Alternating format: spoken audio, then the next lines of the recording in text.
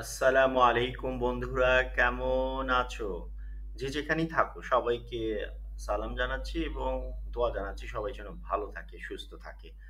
তো বন্ধুরা আসলে কয়েকটা দিন গ্যাপের পর আবারও আমরা ইজি ইংলিশ লিসেনের 7 পার্টটি নিয়ে আ এসেছি।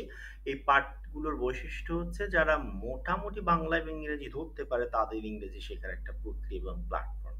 তো বন্ধুরা আসলে আজকে আমরা আলোচনা করব বাক্যর প্যাটার্নের ক্ষেত্রে সাবজেক্ট, ভার্ব, অবজেক্টের সমন্বয়ে যে বাক্য তৈরি হয় এবং সেগুলো আসলে খুবই সহজ এবং আমরা যদি একটু আগ্রহ সহকারে চর্চা করি তো এবং আসলে কিছু একটা বাক্যের মধ্যে যখন আমরা একটা কথা বলি, তখন কিন্তু সে বাক্যের মধ্যে subject, verb, pronoun, noun, preposition, article এবং অ্যাডভার্ব এগুলোর সমন্বয়ে একটি বাক্য তৈরি হয়।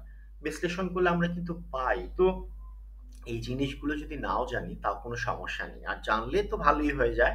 তো আমরা আজকে একটা সেন্টেন্সের প্যাটার্ন নিয়ে যখন আমরা কথা বলবো, তখন দেখব যে একটা সেন্টেন্স আসলে একটু চেঞ্জ করলে হয়। তার সঙ্গে আরেকটা ভার্ব চেঞ্জ করলে একটা আরেকটা ফর্ম ধারণ করে সেই জিনিসগুলো আমরা জানবো এবং পরবর্তী যখন ক্লাসগুলোতে আমরা টেন্স নিয়ে অন্যভাবে আলোচনা করব, তখন এই ক্লাসগুলো আশা করি উপকার রাখবে। তো আজকের ১ম বাক্যটি হচ্ছে, "We take our food from a plate daily"। তো এই বাক্যটার মধ্যে we, subject, take, verb, our, pronoun, food, noun, from, preposition, article, a আসছে প্লেট, নাউন, আবার ডেইলি, অ্যাডভার্ব।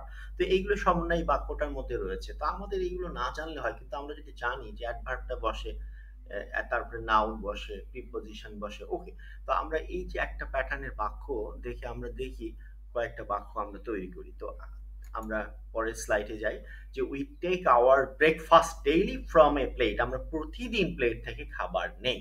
তো "we take our breakfast daily from a plate", এখানে টেকটা কিন্তু আসলে বেস ফর্মে ব্যবহার করা হয়েছে। "আই বাই মাই খাতা ফ্রম এ শপ", আমি একটা দোকান থেকে আমার খাতা ক্রয় করি। "আই বাই মাই খাতা ফ্রম এ শপ", আমি একটা দোকান থেকে আমার খাতা ক্রয় করি।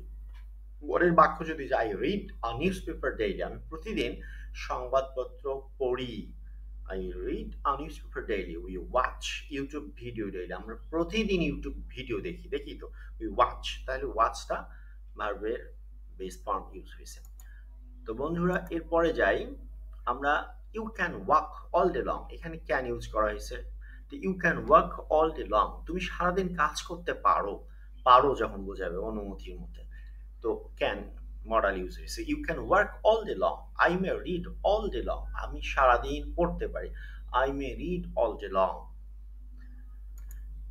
এবার আমরা আসলাম উইল নিয়ে আসলাম। "They will take a walk daily", তার প্রতিদিন হাঁটে। "They will take a walk daily", তার প্রতিদিন হাঁটে বা হাঁটবে। "They will he will take a bath daily", তার প্রতিদিন গোসল করবে।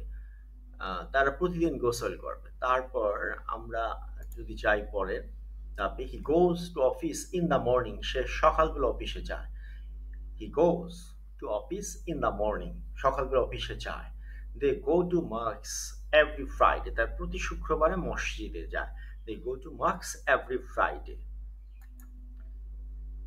"The student went to college yesterday", ছাত্রছাত্রী গতকাল কলেজে গিয়েছিল। "The student went to college yesterday", এখানে went ইউজ হয়েছে, go went past tense। তো "we played football yesterday", আমরা গতকাল ফুটবল খেলেছিলাম। "we played",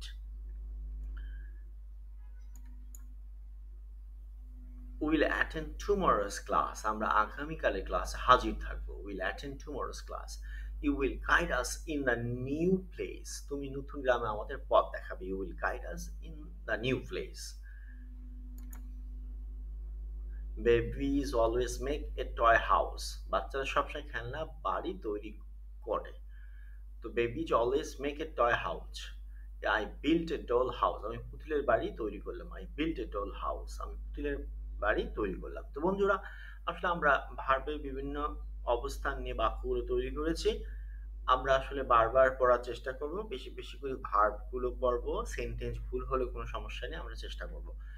তো আমরা এরপরে আরো কোনো ভিডিও আমরা সুন্দর করে আরো কিছু স্লাইড তৈরি করা নিয়ে আসবো। সেই পর্যন্ত সবাইকে ধন্যবাদ জানিয়ে, আগামী প্রত্যাশা ক্লাসে করার প্রত্যাশা জানিয়ে এখানে শেষ করছি। আল্লাহ হাফেজ।